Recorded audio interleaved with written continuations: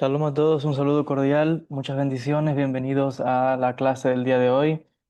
Como hemos anunciado o como he anunciado en un vídeo reciente en el canal de YouTube, ha habido algunas modificaciones, algunos cambios. Antes nos reuníamos los jueves, ahora pues vamos a estar los miércoles a las 7 de la noche y también hemos reducido el tiempo de la clase. En vez de una hora, pues vamos a estar ahora máximo 20-25 minutos, que no llegue a los 30 minutos. La idea es que sean así 20-25 minutos, porque luego vamos a arrancar con un nuevo proyecto que es el grupo de oraciones, la idea es que comience a las 7:30. Entonces, también va a ser así por Zoom, así que rapidito que finalicemos esta clase, yo voy a estar conectándome por el otro link para el grupo de oraciones. Entonces, si usted también quiere participar de ese grupo, donde la idea simplemente es rezar, y voy a explicar un poco al respecto allí, pues bienvenido de conectarse junto conmigo. Así que bueno, con el favor del Eterno, también decir que realmente no nos queda mucho de este curso, porque estamos en el capítulo 4 y son 5 capítulos. Así que bueno, yo creo que nos quedan más o menos unos 4 encuentros, quizás un mes y algo. Sin más dilación, voy a entrar directamente a leer de las palabras de la Mishnah, el Pirkei Avot, y como siempre vamos a entrar a explicar algunos de estos versículos. Dice lo siguiente, Mishnah número 9. Él solía decir, ¿quién es él? Estamos hablando aquí de Rabbi Ishmael, porque la Mishnah número 8 eh, hace referencia, o déjenme revisar, tal vez es Rabbi Yossi, porque dice Rabbi Yossi, la Mishnah número 7 explica, Rabbi Yossi dice, la Mishnah número 8 dice, Rabbi Ishmael, su hijo, dice, y dice, él solía decir. Entonces, bueno, parece ser que es las palabras de Rabbi Ishmael que sigue hablando. Dice, no te yergas en juez único, pues solamente juzga solo el juez único. Y no digas a tus colegas concuerden con mi opinión, pues ellos pueden o no aceptar tu opinión y tú no puedes obligarlos. Así dice esta Mishnah del Pirkei Avot. Y esto está en consonancia con la Mishnah número 8 que estudiamos la semana, la última clase, donde estuvimos hablando sobre aquellas personas que se erigen ellos mismos en jueces. Hablamos de aquellas personas que se pasan todo el tiempo quizás juzgando a otros. Hablamos también de esas personas que muchas veces los vemos en la religión, que se creen con la autoridad de que porque tienen la Torá o la Biblia en la mano, es todo el tiempo diciendo cómo es y cómo no es, como si ellos tuvieran la decisión o la capacidad de juzgar y determinar. Y estamos viendo aquí primeramente, dice el texto, no te yergas en juez único, porque juez único hay uno solo, es Dios, el Eterno, Akadosh Baruj Hu. Entonces, ningún ser humano tiene autoridad para juzgar nada. Entonces, mucho menos si no es alguien que, como vimos en la Mishnah número 8, en el caso del judaísmo, existen tribunales rabínicos. Y dentro de esos tribunales rabínicos, pues hay jueces. Son personas que están capacitadas para dictar casos de casamientos, divorcios, disputas por un terreno, cosas como eso. O sea, como ir a la corte en cualquier país. Es lo mismo establecido en el mundo judío. Entonces, esa es la única tipo de juzgar que existe cuando se va a determinar algo en un juicio, en una sentencia. Pero eso de que una persona vaya erigiéndose en juez y determinar lo que está bien o mal, o juzgar las acciones de otra persona, no está bien. Y dice acá, aquellos que se erigen a sí mismos como jueces únicos, creyendo que solamente su palabra, o que se sienten con la autoridad de dar un veredicto tajante, como mucha gente que a veces condenan a otros sin prueba alguna o sin darle la oportunidad de arrepentirse, porque también eso es importante. El juez es el creador, y si el creador ve que en una persona hay arrepentimiento, puede ser el pecado más terrible que haya cometido. Si la persona se ha arrepentido sinceramente y está trabajando en su teshuvá, Dios le perdona. No así el ser humano.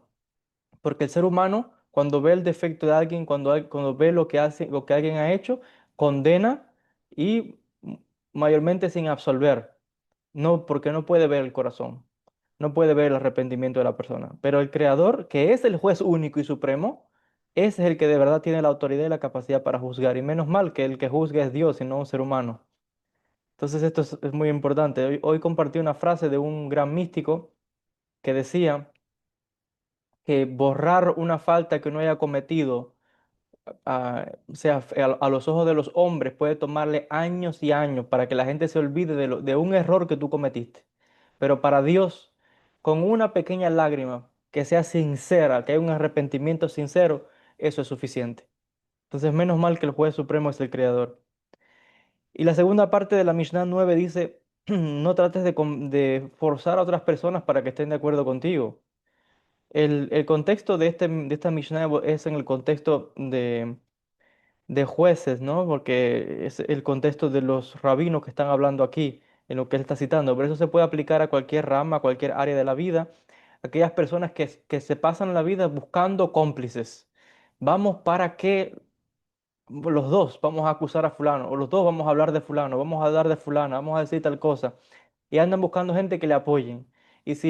O tratan de convencer, de seducir a otras personas con ese veneno para que crean en lo que ellos quieren enfatizar. Y muchas veces hay detrás de eso rencor, deseos egoístas, envidia, celos y quieren sembrar ese veneno, esa envidia, ese mal en otras personas para que también estén en contra de ti o de sea quien sea la persona que ellos estén em, pues hablando mal o sembrando calumnias o tratando de juzgar.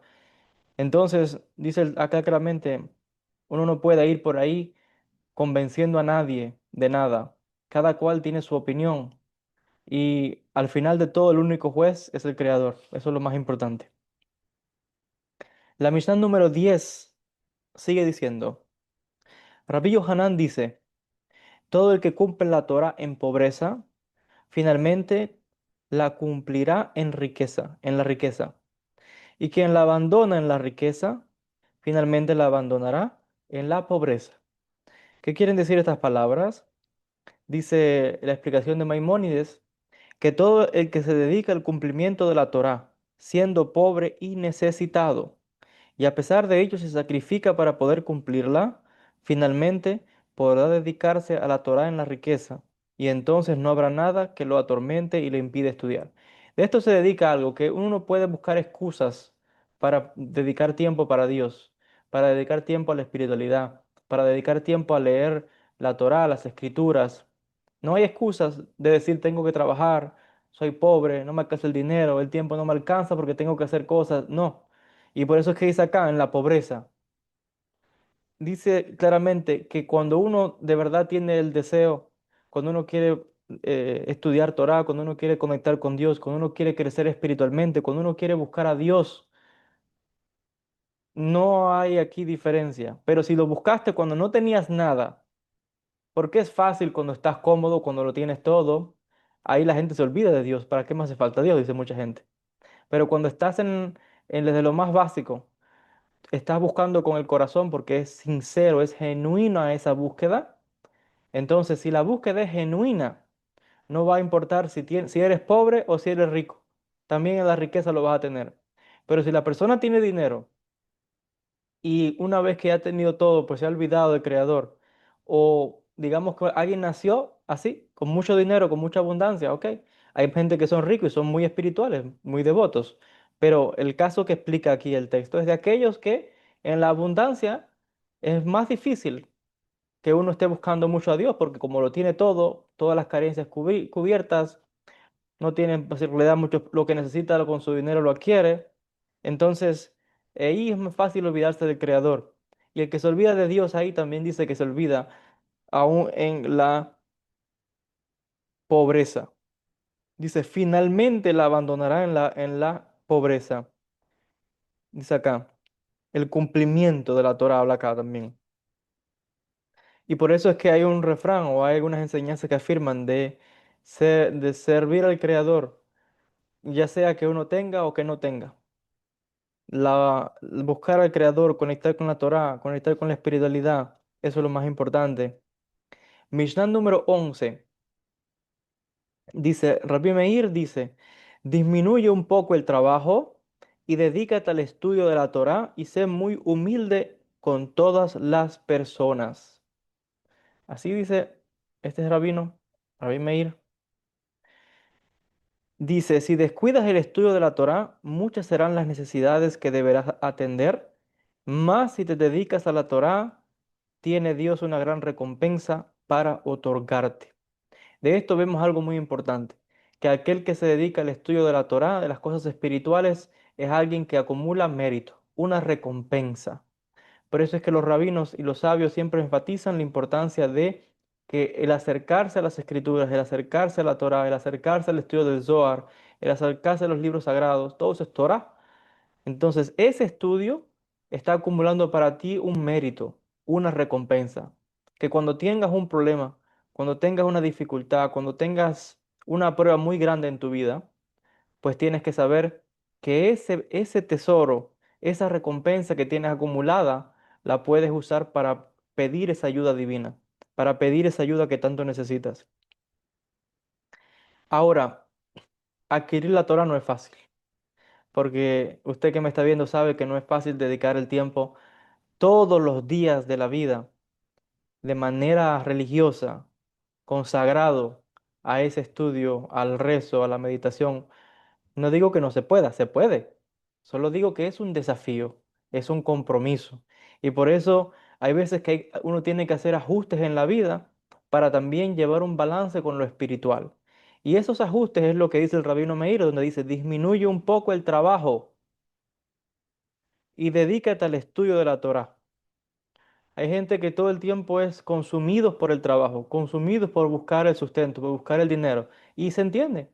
En este mundo no nos queda otra que trabajar y buscar el dinero para sobrevivir. Esa es la realidad de esta vida. Pero no podemos permitir que eso nos consuma completamente al punto de descuidar nuestra espiritualidad. Y por eso es que el rabino dice, disminuye un poco tu trabajo. Si ves que no tienes tiempo para lo espiritual, no solamente tuyo, sino también la espiritualidad de tu familia, de tus hijos, de tu esposa, de tu esposo, de tu círculo familiar, pues entonces vas a tener que tomar medidas. ¿Y cuál es la medida que dice acá? Disminuye un poco tu trabajo. Alguien que escucha eso diría, pero está loco. ¿Cómo voy a, si dejo de trabajar y bajar un poco de trabajar, no me alcanza el dinero, tengo que pagar las cosas, todo depende de mí, que el sustento, que esto, qué tal? Ya hemos aprendido por las palabras de los sabios que toda persona que hace un sacrificio por la espiritualidad, que hace un sacrificio por la Torá, Dios no abandona a esa persona.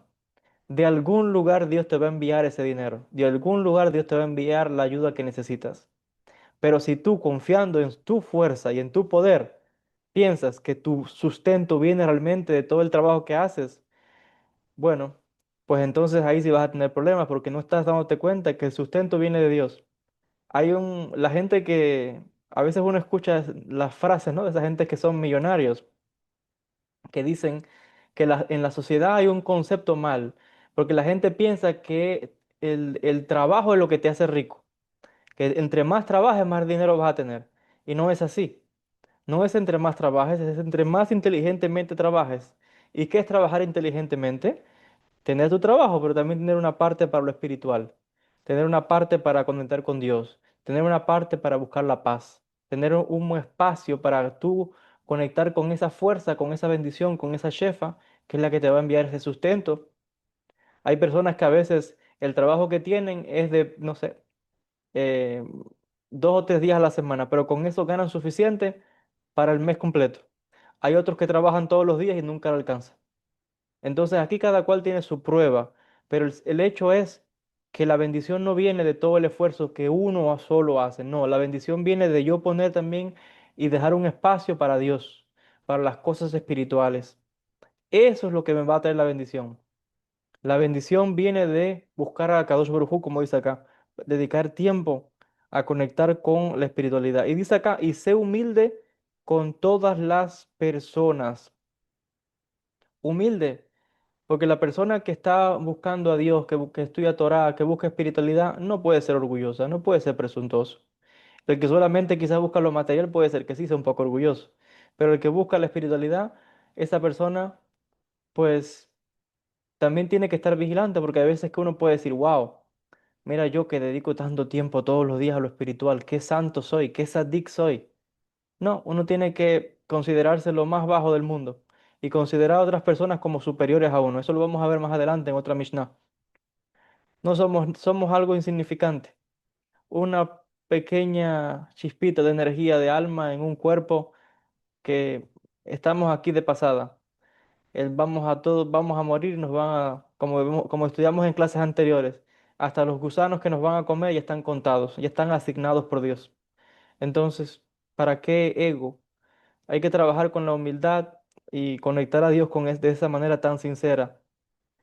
Dice acá, si descuidas el estudio de la Torá, muchas serán las necesidades que deberás atender. Más el que se dedica a la Torá tiene una recompensa, claro, como le explicaba ahorita. El que olvida de lo espiritual, pues esa persona, ahora tú estás dependiendo solamente en ti. Has apartado a Dios, has apartado lo espiritual y ahora depende de ti todo lo que puedas resolver. ¿A quién vas a clamar si no tienes una conexión con Dios? ¿A quién vas a clamar si cuando tú vas allá a orar no te van a venir las ganas de orar porque te vas a sentir mal como hipócrita de que quieres algo de Dios cuando no dedicas tiempo para Él, cuando no lo buscas, cuando no conectas? Entonces, esto es una realidad, que las personas llegan a experimentar eso en su corazón y se sienten mal porque hay algo que le martilla la conciencia de decir que está buscando solamente a Dios cuando tiene un problema. Entonces no queremos ser de ese tipo de personas, queremos llevar una vida balanceada, queremos llevar un espacio a lo espiritual porque sabemos que la bendición real viene de ahí.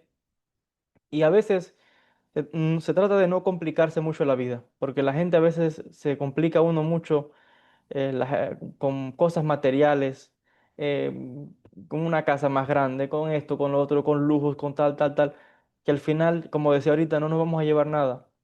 Lo más importante es vivir, sí, si tiene dos recursos, ok, excelente. Como si vive en un palacio, eso no tiene nada de malo. Pero el hecho es de que la persona tiene que buscar siempre vivir de la manera cómoda, estable, pero sin llevarse encima muchas preocupaciones porque todas esas preocupaciones te van a ahogar la espiritualidad. Entonces, mejor llevar un balance, llevar un equilibrio. Mishnah número 12 dice, Rabbi Eliezer ben Yaakov dice, aquel que realiza un precepto se adquiere un defensor. El que realiza una transgresión se adquiere un acusador. El arrepentimiento y las buenas acciones lo defienden ante las desgracias. ¿Qué quieren decir estas palabras? Dice que aquel que realiza un precepto, una mitzvah, esa persona adquiere un defensor. Los sabios explican qué significan estas palabras y es que las buenas acciones que uno hace se van acumulando, pero eso es una energía que se crea. Y por eso los sabios explican que una buena acción nuestra crea un ángel, un defensor espiritual, lo que dice el texto. Entonces, una mala acción, una transgresión, crea un acusador. Y ese acusador es como un Satán, el acusador que está todo el tiempo acusándonos arriba delante de Dios. La transgresión habla por sí misma y las buenas acciones también hablan por sí mismas. Por eso es que se dice que se crea un defensor. Mis buenas acciones hablan por mí. Mis buenas palabras hablan por mí. No tengo yo que defenderme de nada. Mi conducta, mis palabras, mi comportamiento lo dice todo. Pero también esas palabras, esa conducta y ese comportamiento, si son malos, si son de transgresiones, pues también hablan. Entonces, uno mismo se acusa o se absuelve. Pero espiritualmente eso va creando, como le decía, una energía. Y los sabios dicen incluso que literalmente se puede crear un ángel.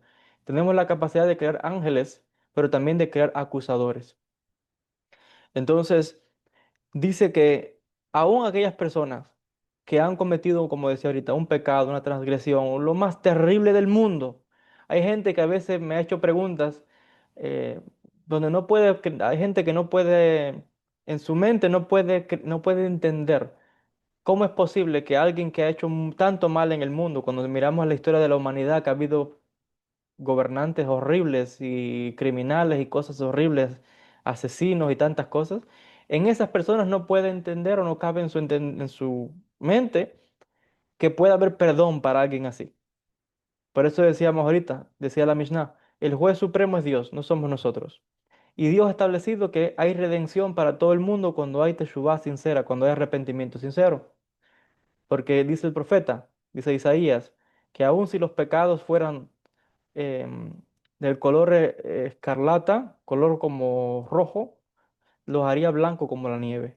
Y tomará todos los pecados, las transgresiones y los arrojará al mar y más nunca se acordará de ellos. Entonces, de esto entendemos de que la segunda parte de este versículo que dice, el arrepentimiento y las buenas acciones lo defienden ante las desgracias. Entonces, como decía ahorita, dice la Mishnah, cuando uno realiza transgresiones, es cierto que se crea un mal nombre, pero cuando hay arrepentimiento, cuando hay teshuvá, esa persona es perdonada. Esa persona se le muestra misericordia. Esa persona, Dios lava sus pecados. Como decía ahorita también, el ser humano no se le olvida, el hombre siempre se está recordando, mira lo que tú hiciste, ¿te acuerdas de lo que hiciste? Tú que eres un farsante, ahora eres religioso, ahora te vas a... No, con Dios no es así. Con Dios dice, como dice el texto, el arrepentimiento, que tiene que estar además acompañado ahora de buenas acciones, porque las buenas acciones son las que van ahora como a limpiar ese camino, a enmendar ese camino de malas acciones que llevaba esa persona. Eso ahora va a ser una defensa para ti y te va a proteger en desgracias, en problemas, en dificultades, porque tu arrepentimiento Dios lo acepta. Por eso es como dice el profeta Malaquías, Malají, dice Dios, arroja todas, creo que es el profeta, o el proverbio, o el salmista, perdón, creo que es me parece, no recuerdo si era el profeta Malaquías o el salmo, el proverbio, pero dice, arrojas tus cargas sobre el Eterno y Él te sustentará. O sea que todas las preocupaciones, todo el mal que uno haya hecho, si ha hecho teshuvá, déjaselo a Dios, porque Él es el único que puede absolver, es el que puede perdonar, es el que de verdad tiene la capacidad de absolvernos. Y vuelvo a decir, no hay pecado tan terrible. Hay veces que es verdad que el alma va a tener que venir en muchas reencarnaciones tal vez y pasará sufrimientos, cada cual pagando lo que ha hecho. Pero eventualmente, en algún momento, esa alma va a acabar de pagar. Por eso también hay otros mecanismos en lugar, ¿no? La teshuvá, y la teshuvá de cada cual depende. Hay quien hace teshuvá por años, otros por siglos, y realmente todos estamos haciendo teshuvá. Porque en esta encarnación que estamos haciendo teshuvá todos los días estamos trabajando por limpiarnos y purificarnos. Entonces vuelvo a decir, lo más terrible que pueda hecho una persona, y menos mal que no nos acordamos, que por eso se nos borra la memoria cuando nacemos en cada reencarnación. A medida que vayamos reencarnando, vamos limpiando y purificando hasta que seamos lo más puro posible que podamos estar ante la presencia de Dios. El ser humano recuerda y te puede señalar las faltas que cometiste 10, 20 años atrás. Pero si tú te arrepentiste sinceramente, Dios eso lo ha dejado en el olvido. Y lo que es más, no quiere que nadie esté cargando tampoco con pecados, transgresiones o cosas que hizo en el pasado. Si ya la persona se arrepintió, pidió perdón, pues es momento de seguir hacia adelante, con mucha fe, con mucha fuerza en Akadosh Baruj Hu. Entonces, de esto vemos que todos tenemos la oportunidad de hacer Teshuvah. Todos. Dios no le cierra las puertas a nadie. Las puertas a veces se las cierra a uno mismo pensando que no tiene redención, que no hay nada más que hacer por uno, y no es así. El Creador sabe que uno va a cometer errores. El Creador sabe que uno va a cometer desequilibrio. Y por eso es que el juez es Dios, no es el ser humano, que solamente está viendo la acción que cometiste, pero no vio la circunstancia, la tentación, lo que llevó a la persona a eso. Quizás hasta los espíritus que influenciaron a esa persona para que hiciera la transgresión, no lo sé. Pero Dios que sabe todas las cosas es el que puede juzgar y es el que no nos abandona nunca, el que nunca nos aparta y el que siempre nos está tendiendo la mano para acercarnos a Él. Entonces, sea cual sea lo que la persona haya hecho, siempre tiene la oportunidad de cambiar, de arrepentirse, de pedir perdón, de acercarse a Dios y de ahora hacer buenas acciones. Eso es muy importante. Tiene que venir, el arrepentimiento tiene que verse con acciones, buenas acciones, que es lo que van ahora a comenzar a acumular para esa persona un mérito, una bendición, una recompensa, que es lo que lo va a librar. Es como que va a contrarrestar toda la otra energía de desequilibrios y de malas acciones que cometió en el pasado. Entonces, bueno, vamos a hacer una pausa acá. ya tenemos, el tiempo se ha ido volando, creo que tenemos ya los 25 minutos y vamos a estar conectándonos ahora a las 7:30 para el grupo de oración. Como pueden ver, son cortitas las clases, pero lo importante acá es que son tantos los proyectos que uno quiere desarrollar y soy una sola persona. Hay veces que uno, porque piensa que si es poco tiempo, pues no lo hago. Y no es así. Un poquito de tiempo que usted dedique todos los días al estudio, un poquito de tiempo a la oración, va a hacer la diferencia al cabo del tiempo. Entonces, bueno, con el favor del Eterno, quizás si veo la posibilidad de que pueda ajustar los horarios y quizás dedicar la hora completa como antes, pues se los voy a dejar saber. Pero de momento estamos como haciendo como un experimento, ¿no? Media hora de Pirkei Avot y luego media hora de rezos. Y les digo, si veo la oportunidad de incrementar el tiempo, pues lo voy a tratar más adelante con el favor divino. Gracias a los estudiantes que se conectaron. No tenemos así mucho tiempo para preguntas ahora por este nuevo cambio, pero les digo, vamos a seguir trabajando a ver si podemos aumentar el tiempo, pero de momento está bien. Ahora, los que quieran unirse al link para el grupo de oración, pues son bienvenidos a acompañarme. Y bueno, si se quieren conectar, los veré allí, si no, a los demás, a otras personas que quizás se conecten. Gracias a todos, muchas bendiciones también a los estudiantes que nos van a ver por YouTube. Muchas bendiciones, que a cada uno les bendiga mucho. Shalom a todos.